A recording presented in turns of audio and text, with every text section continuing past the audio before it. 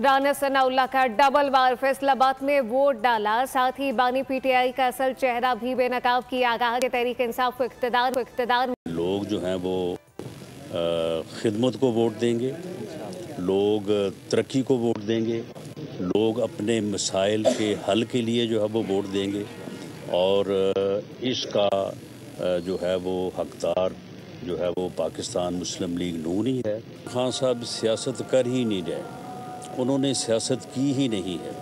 ये बदकिस्मती है इस मुल्क की और कौम की कि उन्होंने उनको जो है वो लाया गया। जब वो बरसे इक़्तिदार थे उस वक्त भी वो कहते थे कि मैं किसी को नहीं छोड़ूंगा, मैं किसी से नहीं बात करूंगा, मैं किसी के साथ नहीं बैठूंगा।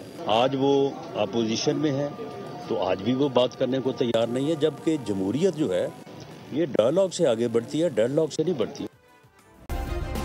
सब्सक्राइब करें और बेल दबाएं ताकि कोई खबर रह न जाए।